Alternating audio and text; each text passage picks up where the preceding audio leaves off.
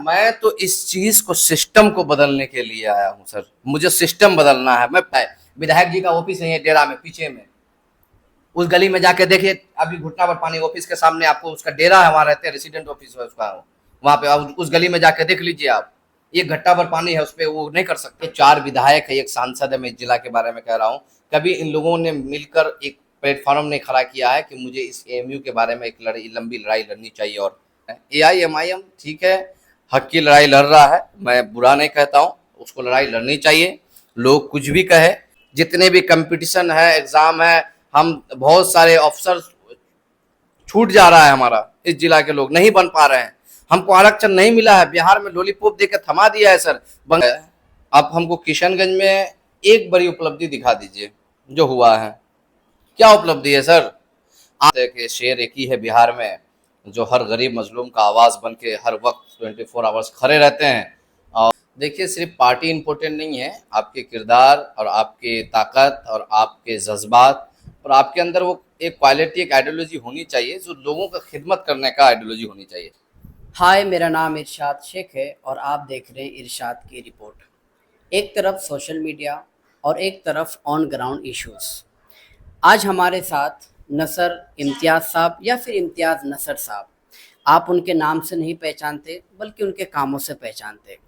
हम इसलिए कहा कि एक तरफ सोशल मीडिया है और एक तरफ ऑन ग्राउंड इश्यूज़, क्योंकि सोशल मीडिया के ज़रिए ही ये ऑन ग्राउंड इश्यूज़ को लोगों के सामने लाने की कोशिश करते हैं और बेबाक तरीके से पिछले कई सालों से अपने पढ़ाई के दौरान से ही एग्रेसिव पॉलिटिक्स करते हैं, यानी किसी से ना डरकर हर मुद्दे के खिलाफ जो है बेबाक तरीके से अपनी बात रखते हैं। और आज के इंटरव्यू के ज़रिए या डिस्कशन के ज़रिए आज हम उनसे जानने और समझने की कोशिश करेंगे कि आखिरकार क्या वजह रही होगी कि इतने कम उम्र में राजनीति जैसे रास्ता अपनाकर यहाँ के लोगों की भलाई के लिए, उन्नति के लिए, तरक्की के लिए, हर तरह के कंट्रीब्यूशन देने के लिए सदैव तत्पर तैयार रहते हैं। क्या उन्हें डर है? क्या उन्हें घबराहट है? क्या उन्हें हिचकिचाहट है कि आगे चलकर उनके पॉलिटिकल करियर में किसी भी तरह के दाग धब्बे या फिर फुल स्टॉप लग सकते हैं? आपका बहुत बहुत स्वागत है इम्तियाज़ नसर भाई। बहुत बहुत शुक्रिया आपका इरशाद भाई। और इरशाद की रिपोर्ट आपने काफ़ी वक्त अपने पढ़ाई में दिया है, उसके साथ आप अपने फाइनल, अपने इलाके, अपने मिट्टी को चुना है। मैं इसके लिए भी आपको मुबारकबाद पेश करता हूँ। और इस इलाके में आप जैसे पत्रकारों की ज़रूरत है। मैं पत्रकार इसलिए कह रहा हूँ कि आप पढ़ लिख करके आए हैं, और बहुत सारे यूट्यूबर भी आपको नज़र आएंगे, लेकिन अब जाहिर सी बात है कि जो जिस मकाम में है उस मकाम का दर्जा देनी चाहिए।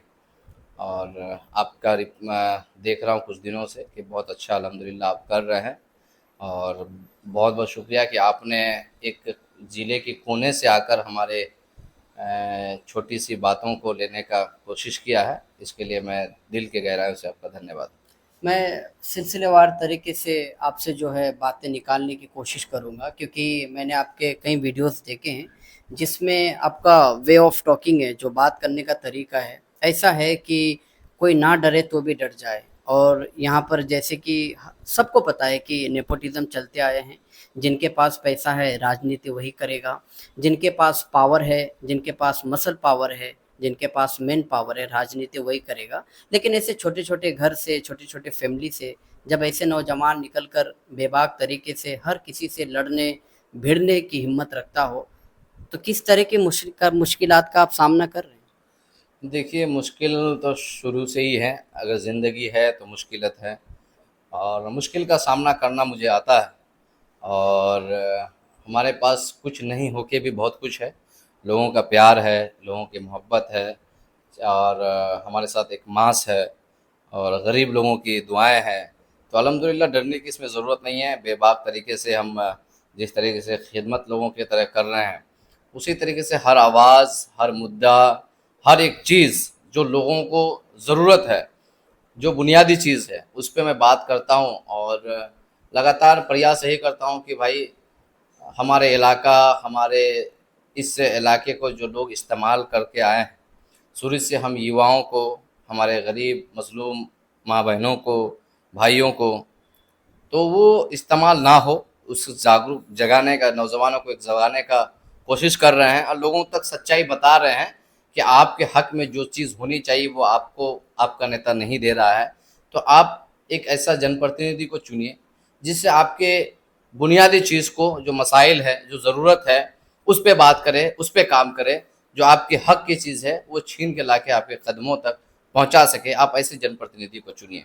जैसे इम्तियाज़ नसर साहब जो कि जनप्रतिनिधि बनना चाहते हैं, जो कि नेता बनना चाहते हैं, जो कि चुनाव लड़ना चाहते हैं, लेकिन किसी न किसी आइडियोलॉजी से मुतासिर तो होंगे, किसी न किसी पार्टी की तरफ आप आकर्षित हुए होंगे, किसी न किसी पार्टी को जो है अपनी ज़िंदगी में शामिल करना चाहेंगे, क्योंकि पॉलिटिकल में जो है पार्टी एक बहुत बड़ा रोल प्ले करता है। तो आप किस आइडियोलॉजी के समर्थन रहे हैं? देखिए, सिर्फ पार्टी इम्पोर्टेंट नहीं है, आपके किरदार और आपके ताकत और आपके जज्बात और आपके अंदर वो एक क्वालिटी, एक आइडियोलॉजी होनी चाहिए जो लोगों का खिदमत करने का आइडियोलॉजी होनी चाहिए। लोगों से मोहब्बत करने का एक ये होना चाहिए। पार्टी सेकेंडरी मैटर है हमारे लिए, लोगों के लिए हो सकता है। और पार्टी, अभी तो हम किसी पार्टी में नहीं है, पार्टी में थे हम, और अभी समर्थक ज़रूर किसी का है और उसका समर्थक रहेंगे ही, इसलिए कि नाम डिस्क्लोज कर सकते? पप्पू यादव जी, बिल्कुल जाहिर सी बात है कि शेर एक ही है बिहार में जो हर गरीब मजलूम का आवाज़ बन के हर वक्त 24 आवर्स खड़े रहते हैं। और हर गरीब का वक्त बेवक्त में खड़ा अगर कोई है बिहार में तो पप्पू यादव है। उन्हीं के आइडियोलॉजी के साथ हम अपनी छोटी सी एक आइडियोलॉजी तैयार कर रहे हैं और अभी किसी पार्टी में नहीं है, लेकिन पार्टी ठीक है, पार्टी ज़रूरत है, लेकिन उस वक्त ज़रूरत पड़ेगा जब मुझे उस पार्टी का कमी महसूस होगा, या फिर पहले हम चाह रहे हैं कि लोगों को एक जगाने का काम करें, युवाओं को एक अलग मोशन में ले जाने का कोशिश किया जाए। और ताकि भाई पार्टी एक तरीके से है क्या कि पार्टी हमको, अब सदियों से हर पार्टी है, आप किशनगंज में देख लीजिए, आप पूरे बिहार में कितने सारे पार्टियां हैं। तो पार्टियां मेरे लिए क्या कर रहे हैं? पार्टियां उसके लिए है जिसके पास करोड़ों रुपया है। पार्टियां सबसे पहले उनको देखता है जिसका घर में पॉलिटिकल बैकग्राउंड है।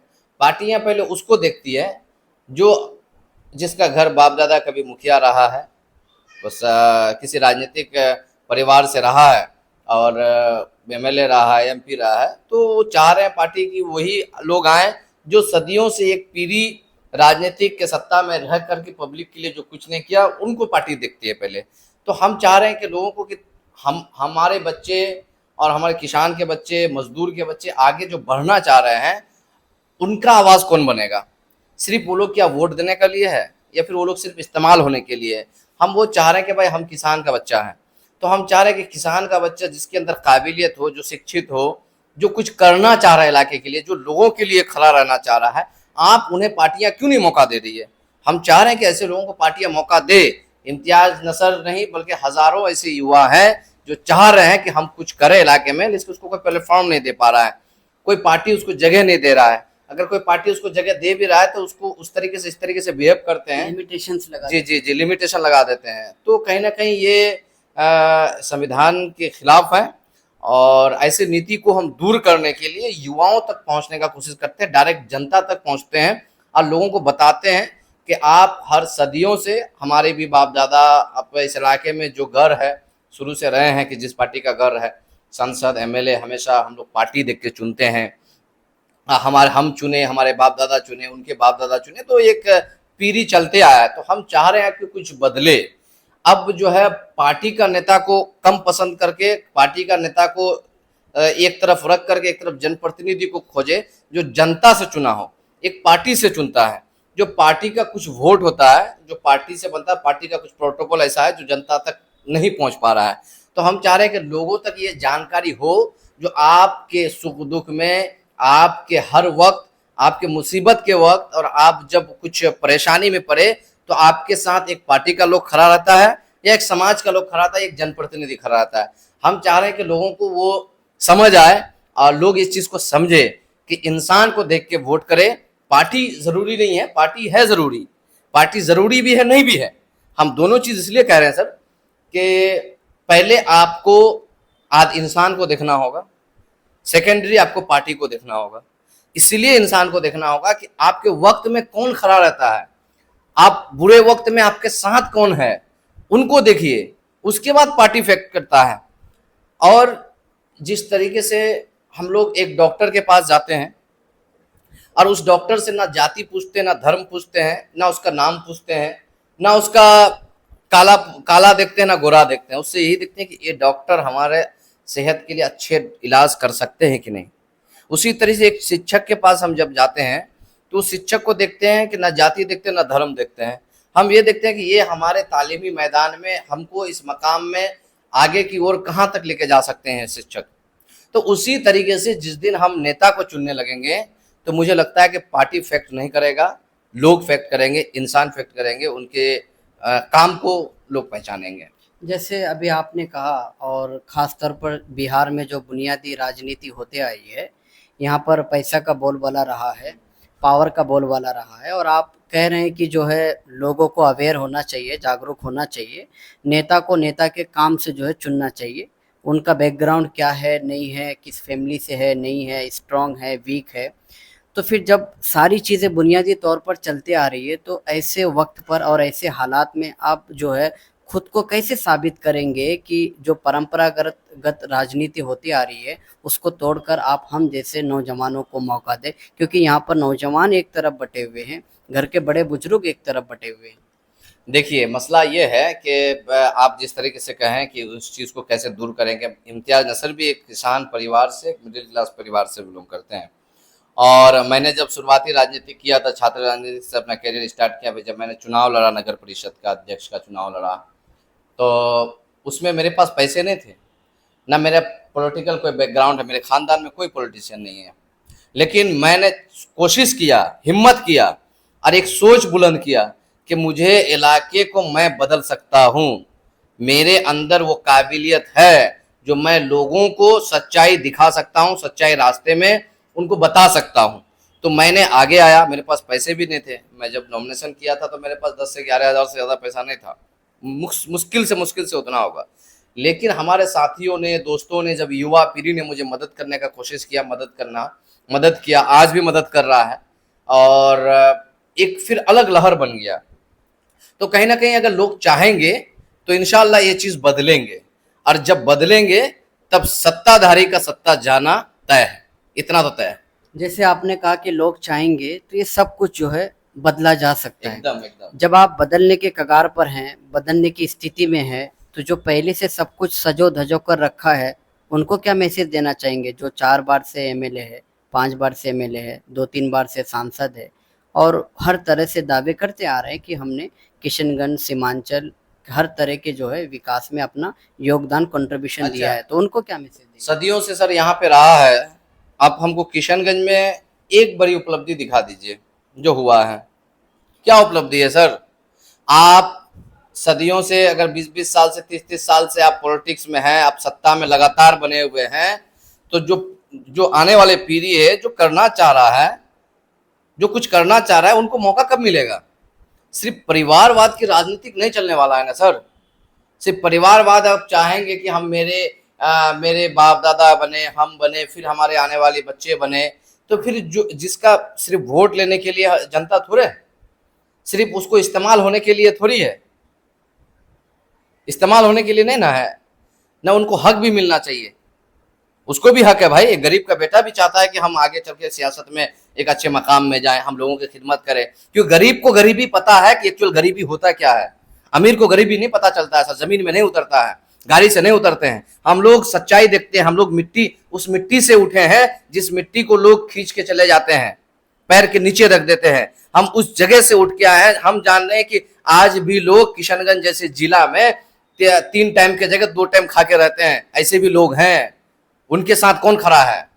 उनके लिए कौन बात करेगा? आखिर वही गरीब इंसान पता चलेगा कि हम जिस दलदल से उठ के यहाँ तक आए हैं, हम जिस दलदल से हम थे, और भी लोग जिस जगह में हैं, उनको ये कैसे पता चलेगा कि अगर हमारे बच्चे कुछ करना चाह रहा है, हम अगर कुछ आगे बढ़ के कुछ हिम्मत कर रहे हैं, तो इन पॉलिटिशियन ने उनको दबाने का कोशिश करता है, उनको आगे नहीं बढ़ने देना चाहता है। तो मैं तो कह रहा हूं कि इम्तियाज नसर आपकी आवाज बन के खड़ा है, जहां ऐसा दिखेगा मैं ऑन स्पॉट जाके पहुंचता हूं और उनको दिखाता हूं कि ये सच्चाई है और ये झूठा है, इसको दिखाना होगा और लोगों को करना चाहिए। हमारे नौजवान सियासत से दूर हो रहे हैं, हमारे नौजवान राजनीतिक नहीं करना, डर रहे हैं, अरे बाप मेरे पास पैसा नहीं है, मेरे बाप दादा कहाँ कभी कभी पॉलिटिक्स में रहा है, और मेरा तो मेरे पास तो उतना है नहीं, मेरे समाज को देखता है। अरे भाई आप इतना कुछ देखेंगे तो आपको आपकी जिंदगी वही गुजरेगा जो आपने मजदूरी किया, आपके बेटा ने मजदूरी किया, आपके बाप ने मजदूरी किया। तो वो चीज हटना चाहिए वो चीज को। इसलिए हटाने के लिए हम जा रहे हैं जगह जगह पे। मैं एक्टिवली सर, मैं आज का डेट में कहता हूं कि इस उम्र में मैं 25-26 के बीच का हूं अभी, और इतने उम्र में मैंने इस जिला में जहां भी देखता हूं वहां पहुंचता हूं ऑन स्पॉट, और मैं उस चीज को जरूर कोशिश होता है, जहां तक होता है मैं अपने प्रयास करता हूं भाई इनको मदद पहुंचे, हर हालत में मदद पहुंचे। तो जैसे आपने कहा कि मैं जो है पॉलिटिकली बहुत एक्टिव रहता हूँ सोशल रिफॉर्म लाने के लिए, और हर तरह से बताए, लेकिन जिनसे भी मिलिए चुनाव से पहले वो इस तरह के ही वादे और दावे करते हैं, एजुकेशन के मामले में, इंफ्रास्ट्रक्चर के मामले में। लेकिन जब चुनाव ख़त्म होता है, जीत जाता है या हार जाता है, नतीजा जो भी आता है, लेकिन उसके तेवर में बदलाव देखना शुरू हो जाता है। तो क्या अगर इम्तियाज़ नसर साहब किशनगंज से चुनाव लड़ते हैं, विधायक बनते हैं, तो जो बेबाक तरीके से अभी बात कह रहे हैं हर मुद्दों को लेकर, उनका ये जलवा, उनका ये तेवर, उनका ये जो काम करने का एनर्जी है, वो बरकरार रहेगा या फिर उन नेताओं की ऐसे तरह करेंगे सब? सर, ऐसे ऐसे हो जाएगा, क्यों नहीं होगा सर। हम तो एक ही चीज जानते हैं, हमारे पास खोने के लिए कुछ नहीं है, पाने के लिए सब कुछ है। जब पाने के लिए सब कुछ हो ना, तो आप उस लगन, उस मेहनत से वो काम करेंगे। जो सर आप जो स्ट्रगल किए हैं, आप जितना मेहनत करके यहां तक पहुंचे हैं, एक अमीर बाप का बेटा उतना स्ट्रगल करके आप तक नहीं पहुंचा है। वो पैसे के दम पे पहुंचा है, वो पैरवी के दम पे पहुंचा है, लेकिन आपने उस चीज को सींच के यहां तक पहुंचा है। आप हो सकता है कि कभी नाश्ता नहीं किया होगा, कभी दोपहर का खाना नहीं खाया होगा, कभी माँ बाप से दूर रहे हैं, और दिग्गज चीज से अपने जीवन में बहुत सारे उतार चढ़ाव करके आप यहाँ तक आए। तो आपको एहसास है कि हमारे आने वाले जो हमारे साथ जो लोग हैं, हम जिस चीज को देख रहे हैं, हमारे तरह और भी लोग समाज में है, उनका मदद कैसे होगा ये आपको मालूम है, उन लोगों को मालूम नहीं है। वो जमीन में नहीं उतरते सर, हम आपको कह रहे हैं ना क्या कर दिए हैं। आप देखिए, एक लड़ाई सुरजापुरी आरक्षण की लड़ाई हमारी महत्वपूर्ण लड़ाई है। हमारे इस जिला से हम IAS, IPS, SDM जितने भी कंपटीशन है, एग्जाम है, हम बहुत सारे अफसर छूट जा रहा है, हमारा इस जिला के लोग नहीं बन पा रहे हैं। हमको आरक्षण नहीं मिला है, बिहार में लॉलीपॉप देकर थमा दिया है सर, बंगाल में सुरजापुरी आरक्षण मिल गया है ओबीसी, लेकिन हम ओबीसी आरक्षण के लिए हम जो लड़ाई लड़ रहे हैं, हमारे साथ कोई नेता खड़ा नहीं है, क्योंकि उन नेताओं को उसका लाभ नहीं है। वो जान रहे गरीब लोग को लाभ मिलेगा तो आगे बढ़ेगा। जब अनपढ़ जाहिल लोग रहेंगे तब ना नेता भेड़ बकरी की तरह उसको इस्तेमाल करेगा। ये चाह रहे हैं कि लोग पढ़े ना, ये चाह रहे हैं लोग कामयाब ना हो, गरीब लोग आगे ना बढ़े, गरीब कुछ अच्छे पायदान पे ना जाए, गरीब कभी हिम्मत ना करे। ये लोग का ये नीति है, और ये नीति को इम्तियाज नसर दूर करेगा, ये बात जान लीजिए, एकदम करेंगे सर। बिल्कुल, आप जो इन नीतियों को, ये सारी चीज़ों को दूर करने के लिए जो ठान लिए हैं, तो यहाँ पर कोई और भी है, वो भी अपनी तरह कोशिश कर रहे हैं। मैं आपसे आपका स्टेटमेंट लेना चाहूँगा कि जैसे AIMIM पार्टी है, वो ऑन ग्राउंड कितनी मजबूत है नहीं है, लेकिन सोशल मीडिया में उनके चाहने वालों का प्रेजेंस बहुत ज़्यादा है। तो उस पार्टी के बारे में सीमांचल जैसे एरिया में आप क्या ख्याल करते हैं, कुछ अच्छा कर जाएगी या फिर? नहीं, एकदम एकदम सही है, सही कर रहे हैं, मेहनत कर रहे हैं, और करना भी चाहिए। और जिस तरीके से मजबूती से वो पिछला 2020 के चुनाव में मजबूती से 5 सीट लाए, अच्छा एवरेज रहा है। और मुझे उम्मीद है कि जो आप जाने वाले को कोई रोक नहीं सकता है। अगर नहीं जाते तो शायद किशनगंज का कुछ हालत बेहतर होता, हमको जो लग रहा है। तो लेकिन चले गए। लेकिन आप राजद के बारे में आप कह रहे हैं सर, क्या कर दिए बिहार में, क्या कर लिए हैं? अभी चाह रहे हैं कि हम कुछ करें। आप राजद में जाकर के 4 साल में आप इलाके को क्या करके दिए? तो आप AIMM के फेवर में हैं और राजद के अगेंस्ट में? नहीं नहीं नहीं, अगेंस्ट की बात नहीं है, लोग गए हैं ना भाई। आपको जनता ने आपको चुना, AIMIM को आपको नहीं चुना, जनता ने पार्टी को चुन के वोट किया था। बैरिस्टर असदुद्दीन ओवैसी साहब को देख के वोट किया था, आपको देख के वोट नहीं किया था। इससे पहले आप देख लीजिए ना, उसका स्ट्राइक रेट क्या था। राजद से तो चुनाव लड़े थे, बहादुरगंज के भी विधायक लड़े थे तो शायद 5 से 7 हजार वोट में सिमट गए थे। लेकिन आपको ऐसा नहीं करना चाहिए। आपको जो पहचान दिया, जिसने वजूद खड़ा किया, उस वजूद को भूलिए मत, नहीं तो जनता बहुत कुछ कर सकती है। तो अगर मानिए इम्तियाज नसर साहब चुनाव लड़ते हैं, जीत जाते हैं, तो कल जाकर के किसी पार्टी का दामन थामेंगे या फिर ऐसे ही अकेला? मैं तो इस चीज को, सिस्टम को बदलने के लिए आया हूं सर। मुझे सिस्टम बदलना है। मैं पार्टी, देखिए जो अच्छा कर रहा है उसका तारीफ कर रहे हैं। AIMIM ठीक है, हक की लड़ाई लड़ रहा है, मैं बुरा नहीं कहता हूं, उसको लड़ाई लड़नी चाहिए, लोग कुछ भी कहे, लेकिन इकलौता वाहिद इंसान है पार्लियामेंट में जो बेबाक तरीके से सीना ठोक कर हिंदुस्तान के लिए लड़ता है, और खास करके मुसलमानों की आवाज बनकर एक ही लीडर खड़ा है। और भी मुस्लिम सांसद है, ऐसा नहीं है कि नहीं है, लेकिन आप देखेंगे कि हर मामले में, चाहे देश का मामला हो चाहे किसी भी मामला हो, हर आवाज बनकर खड़ा होना, तो जो जो करता है हम लोगों के लिए वो तारीफ करना चाहिए सर।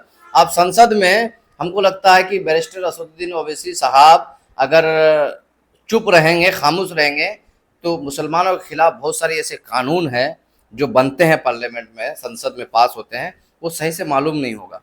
उससे सीखते हैं, हम लोग भी सीखते हैं। सीखने इसलिए सीखते हैं कि उस वो जो आवाज, जो बात करते हैं, उस संविधान के दायरे में रह के बात करते हैं, और उसमें आप गलत नहीं निकाल सकते हैं उसको। एकदम संविधान में दायरे में रख करके सच बात कर रहे हैं, लेकिन वही सच बात लोगों को बुरा लगता है। अब जिसको बुरा लगता है वो बुरा लगे, जो हम उस पार्टी में नहीं है लेकिन तारीफ क्यों कर रहे हैं भाई? तारीफ करना चाहिए। अब जैसे राहुल गांधी जी, राहुल गांधी एकदम देश भर के अभी विपक्ष से सबसे मजबूत नेता है, और जिस तरीके से, जिस लहजे में अभी देश में वो कर रहे हैं, वो काबिल तारीफ है। और कोशिश रहेगी कि वो आने वाले वक्त में प्रधानमंत्री बने, देश को बचाएं। इस गूंगी बहरी सरकार को हटाकर देश को बचाना है तो राहुल गांधी को प्राइम मिनिस्टर, प्रधानमंत्री बनाना होगा, नहीं तो देश नहीं बचेगा सर। सही बात है सर। जैसे कि आपने MIM के बारे में सारी बात कही, असदुद्दीन ओवैसी के बारे में सारी बात कही, तो कभी ऐसा ऑफर आया है कि आप उनके बैनर तले जाकर के काम करें साथ में शायद मिलकर? हम जैसे युवाओं का जगह नहीं दे पा रहे हैं वो लोग, हम लोग को हिस्सेदारी नहीं देना चाह रहे हैं, कोई भी पार्टी हो, ऐसा लग रहा है। इसलिए कि अब युवाओं को भागीदारी कैसे मिलेगा सर? उसको चुनना होगा। इस जिला में एक्टिवली कौन काम कर रहे हैं, इस जिला में लोगों के बीच कौन रहते हैं, आप उसे चुनने का काम कर, आपको चुनना होगा सर। अगर आप नहीं चुनेंगे तो आप फिर उन लोगों को बुलाएंगे जो आपके पार्टी के में पैसा खर्चा कर रहा हो, आपके पीछे कुछ मोटी रकम दे रहा हो, आप उनको अगर जगह दीजिएगा तो वो पैसे के बदौलत थोड़े बन जाएगा सर। अब पैसे के बदौलत हर चीज नहीं बन सकते हैं।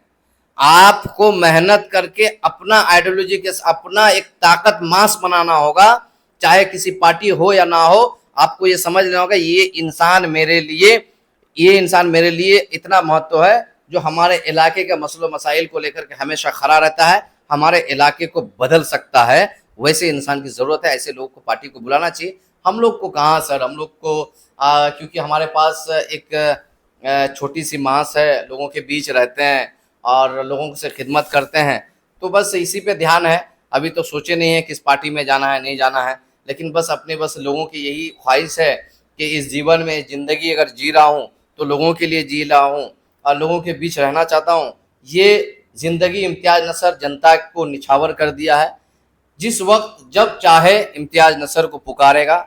इम्तियाज़ नसर रात के 2 बजे आज भी खड़ा था, कल भी खड़ा है और आने वाले वक्त भी खड़ा रहेगा। किसी भी वक्त लोग पुकारे, ये बेटा, ये भाई है। मैं तो बोल रहा हूँ कि नेता और नेतागिरी बहुत सारे लोग करते हैं, लेकिन भाई, बेटा और बच्चा बनना आज का डेट में बहुत मुश्किल है। तो मैं उसी रास्ते पे चलना चाह रहा हूँ कि लोग मुझे भाई कहें, बेटा कहें, अपने बच्चे जैसा समझें और अपने बच्चे के तरह मुझे कहें, तो इंशाल्लाह मैं उसके बच्चे के तरह मैं रहता हूँ और आगे भी मैं यही कोशिश करता रहता है सर। जैसे एक युवा जो है दूसरे युवाओं के बारे में कई तरह के बात करता है, तो अगर मानिए इस इंटरव्यू को सीमांचल किशनगंज के युवा देखते हैं, तो आपका ऐसा क्या मैसेज होगा जो उन तक पहुँचे और पहुँचने के बाद उनका माइंडसेट जो है क्लियर हो जाए कि हमें आगे करना क्या है? देखिए, मैं तमाम युवा साथियों से मैं अपील और गुजारिश यही करूँगा कि भाई, अपनी लड़ाई खुद से लड़ना चाहिए।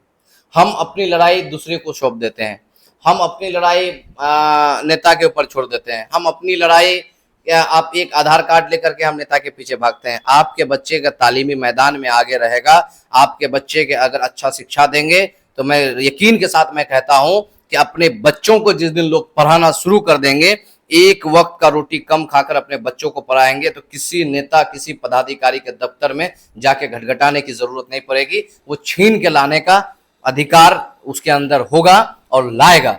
हमारे इस जिला से अगर एक आईएएस आईपीएस और होते ना, एसडीएम होते ना सर, तो इस इलाके के बारे में भी सोचते, क्योंकि हमारे यहाँ पढ़ाई लिखाई में सरकार भी, हमारे यहाँ कोई ऐसी सुविधा नहीं है। दो ही एक गवर्नमेंट कॉलेज है, एक मारवाड़ी कॉलेज, नेहरू कॉलेज, और यहाँ के नेता भी एक एएमयू खंडर पढ़ा हुआ है। खाली आप पोस्टर लेकर के खड़ा हो जाने से एएमयू फंड रिलीज नहीं होता है सर, ठीक है। उसके लिए लड़ाई लड़ना होगा, उसके लिए मजबूती से लड़ना होगा सर। यहाँ के जितने नेता है, मैं पार्टी से इसलिए मैं मतलब थोड़ा सा मन उठ गया है मेरा कि यहाँ के 4 विधायक है, एक सांसद है, मैं जिला के बारे में कह रहा हूँ। कभी इन लोगों ने मिलकर एक प्लेटफॉर्म नहीं खड़ा किया है कि मुझे इस एएमयू के बारे में एक लंबी लड़ाई लड़नी चाहिए, और सर एक और मजबूती से हम लोग इस मसाइल पे बात करना चाहिए। सुरजापुरी ओबीसी आरक्षण की लड़ाई लड़नी चाहिए। सब कोई अपना अपना राजनीतिक कर रहा है, नहीं ऐसा नहीं होगा। इस जिला को बचाना है तो सबको एक जगह, आप किसी भी पार्टी से हैं सर, उससे कोई दिक्कत नहीं है, लेकिन इस जिला की लड़ाई जब हो ना, सब एक प्लेटफॉर्म में आ जाए और इस लड़ाई को लड़ रही है, मैं तो यही कहूंगा सर। सर जैसे आपने एजुकेशन के सारे नाकामी गिनाए कि एक अच्छी कॉलेज नहीं है, एक अच्छा स्कूल नहीं है, और जब आप चुनाव लड़ने जा रहे हैं तो एजुकेशन को लेकर आप किस तरह के स्टैंड लेंगे? एकदम पुरजोर तरीके से हमारा 2 डिपार्टमेंट में मजबूती से काम होगा, एक शिक्षा एक स्वास्थ्य। जो आज भी कई इस विधानसभा के मैं बारे में एक बात कर रहा हूँ, इस विधानसभा में लगभग दर्जनों स्वास्थ्य केंद्र बंद, ताला बंद पड़े हैं, कोई ध्यान नहीं दे रहे हैं इस पे। लोग परेशान हैं, उससे सैलरी उठा रहे हैं डॉक्टर, लेकिन खुलवाने वाला कोई लोग नहीं पैदा हुए हैं। तो उस चीज को कैसे दूर होगा सर?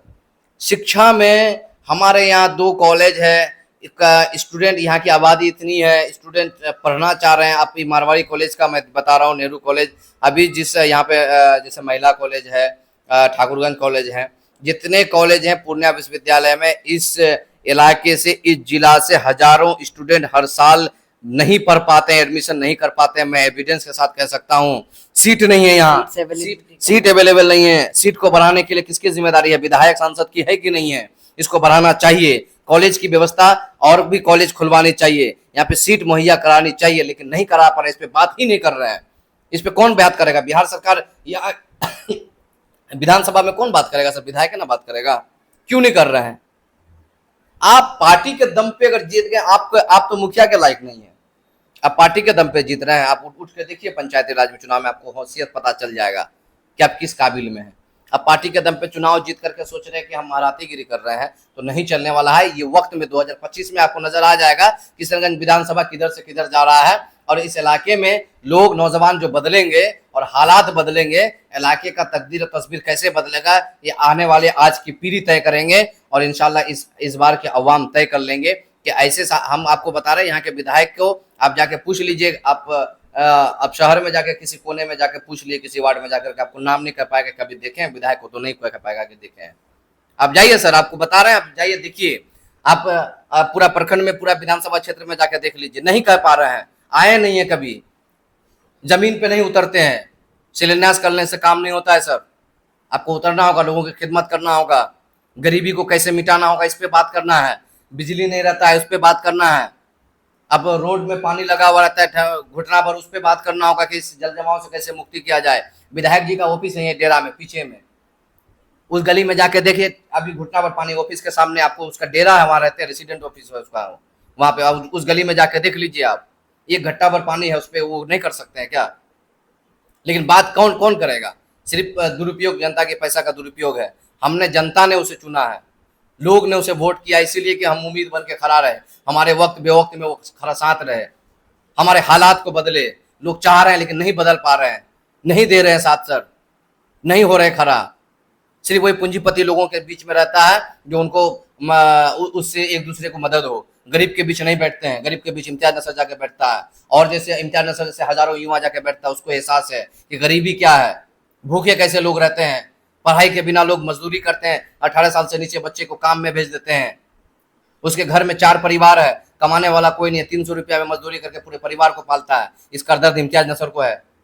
तो अभी जैसे आपने जिक्र किया कि दो चार ऐसे नेता है जो पंचायत चुनाव लड़ने के लायक नहीं है, लेकिन पार्टी के बैनर तले जो है विधायक बन गए। बिल्कुल। तो कहीं ना कहीं जो है पार्टी फिर से इम्पोर्टेंट फैक्टर है। तो कल यही इम्तियाज नजर कोई दिक्कत है, मैं तो जगाऊंगा सर, मैं तो कोशिश करूंगा। लोगों के माइंड में है पार्टी, ठीक है, लेकिन हम नहीं कह रहे कि आप पार्टी मत चुनिए भाई। पार्टी से पहले आप कैंडिडेट को चुनिए कि वो कैंडिडेट हमारे इलाके को बदल सकते हैं कि नहीं। सिर्फ पार्टी चुनने के कारण आज हमारे किशनगंज जिला पूरे हिंदुस्तान में सबसे पीछे है। इस पीछे होने का कारण सिर्फ पार्टी है। अगर इंसान को, जैसे आप पार्टी में मास्टर मुजाहिद साहब भी ना है, देखते हैं ना, हर इलाके के गरीब मजलूम की आवाज़ बन के हमेशा खड़ा रहते हैं।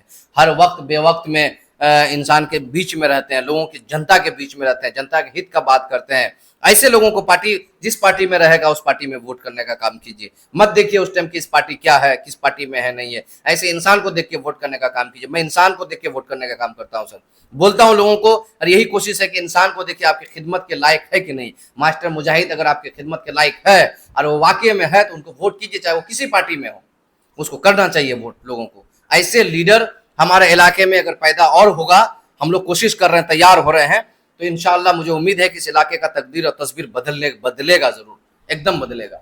आप जैसे जो है कई युवा जो है अपने अपने विधानसभा क्षेत्र में अपनी एक लीडरशिप तैयार कर रहे हैं, अपनी एक टीम बना रहे हैं। तो इसमें कोई इंडिकेशन है, संभावना है कि आगे चलकर ये तमाम युवा लीडर जो है मिलकर के सीमांचल या बिहार में कोई पार्टी की घोषणा करें? मैं चाह रहा हूं, हम तमाम युवा से मैं हाथ जोड़कर विनती करता हूं कि हम लोग सब एक प्लेटफॉर्म में आइए। युवा में बंटवारा नहीं होना चाहिए, भाइयों में अलग रास्ता नहीं होना चाहिए। इरादा, रास्ता, मंजिल, एक सोच लेकर के हम लोग अगर इस जिला में जितने नौजवान साथी हैं हमारे एक्टिवली काम कर रहे हैं हर प्रखंड में, हर इस जिला में, तो मैं चाहूंगा कि एक प्लेटफॉर्म में आकर एक इनकलाबी दौर लाना है। तो हम लोग को एकजुट होकर, मुत्तहिद होकर इंशाअल्लाह मजबूती से हम लोग अगर कायम रहेंगे तो ऐसे नेता को ऐसे भगा सकते हैं सर। मोनोपोली नहीं चलेगा इस जिला में, जो चलते आया है वो चल गया। अब आने वाला दौर हम जैसे युवाओं का है, इन नौजवानों का है, गरीब घर से उठा हुआ बच्चे का है, किसान का बेटे का है। आपके बाप का बबूती नहीं है जो आपको हर साल लोग सत्ता में बैठाए, नहीं बैठाएगा, देख लीजिएगा सर। तो आखिरी सवाल आपसे यही जानना चाहूँगा कि चुनाव लड़ेंगे और चुनाव लड़ने की तैयारी हर तरह से करना शुरू कर दी है, और किशनगंज विधानसभा से जब चुनाव लड़ेंगे तो यहाँ के जो मतदाता है, वोटर्स है, आम लोग है, उनके लिए आपका क्लियर मैसेज क्या होगा कि जो अगर ये इंटरव्यू देखते हैं तो अभी से मन बना ले कि हमारा वोट जो है इम्तियाज नसर साहब को। मैसेज हम यही देना चाहेंगे हमारे माँ बहनों से, हमारे भाइयों से, हमारे युवा साथियों से कि आपके पास चाहे कोई भी नेता आए, किसी पार्टी का है, आप एक सवाल जरूर कीजिएगा कि आप हमारे 5 साल, आने वाले 5 साल में आपके विधायक पीरियड में हमारे बच्चे के लिए क्या करेंगे, हम जब बीमार रहेंगे हमारे लिए क्या करेंगे, जब हम भूखे रहेंगे हमारे लिए क्या करेंगे। उससे पैसा नहीं मांगिएगा, आप उनसे एक सवाल जरूर कीजिएगा।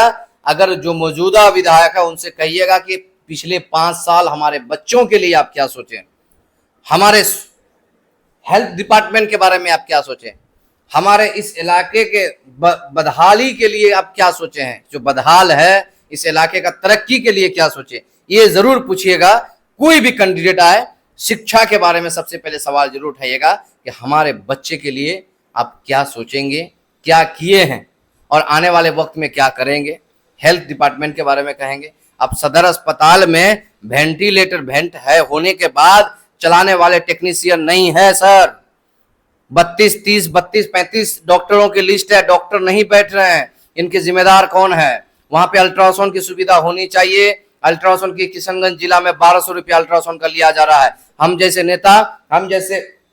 नेता अगर जाएगा या कोई भी बड़ा आदमी जाएगा तो उससे 700 रुपया लेगा, वही गरीब आदमी जाएगा तो उससे 1200 रुपया लिया जाता है। आखिर गरीब के साथ अत्याचार कब चलेगा? आप अल्ट्रासाउंड की सुविधा सदर अस्पताल में खुलवाइए। वेंटिलेटर होने के बाद भी सदर अस्पताल में वेंट नहीं चल रहा है, इनका टेक्नीशियन बहाल कीजिए ताकि गरीब लोग जो बाहर जाके वेंट में 20,000 30,000 रुपया दिन देते हैं उसका पैसा बचेगा। इस सिस्टम को सुधारना है सर। सीमांचल जैसे सबसे पिछड़ा जिला किशनगंज जिला, लेकिन यहाँ पे सबसे ज्यादा अल्ट्रासाउंड के नाम पे धंधली हो रहा है, अल्ट्रासाउंड के नाम पे लूट हो रहा है। किशनगंज, अररिया, पूर्णिया, कटिहार से सबसे ज्यादा यहाँ पे 1200 रुपया लिया जा रहा है। इस पे आवाज कौन बात करेगा? मैं इससे पहले भी इस पे बात कर चुका हूँ, लेकिन अभी तक कोई नेता इस पे बात नहीं कर रहा। ये कम होनी चाहिए कि नहीं, बताए? ये पूछेंगे सर जरूर जनता यहाँ का, मुझे उम्मीद है इंशाल्लाह। आपका बहुत बहुत शुक्रिया हमें टाइम देने के लिए। बहुत बहुत शुक्रिया सर। यही कोशिश रहेगी, आप भी सच तक दिखाने के, देश के चौथा स्तंभ आप लोग हैं, और सच्चाई को दिखाना चाहिए और सच्चाई तक पहुंचना चाहिए। लोग अभी पैसे के दम पे बहुत कुछ खरीदते हैं, लेकिन सच्चाई और अपनी मेहनत को कोई खरीद नहीं सकता है। इसीलिए मेरे भाइयों, जागो। आज नहीं जागोगे तो आपको आने वाले नस्ल और आपके जीवन फिर उसी तरीके से चला जाएगा, दलदल में, जिस तरीके से पिछले कई वर्ष से हम लोग चलते आए हैं। इसीलिए बदलिए, सोच बदलिए, इरादा बदलिए, इनकलाब लाइए, किशनगंज को बचाइए, इस इलाके को डेवलप कीजिए। शुक्रिया। इस तरह के कन्वर्सेशन, डिस्कशन, इंटरव्यू या रिपोर्ट्स देखने के लिए इरशाद की रिपोर्ट फेसबुक पेज को ज़रूर फॉलो करें और यूट्यूब चैनल को सब्सक्राइब करना ना भूलें। आपका बहुत बहुत शुक्रिया।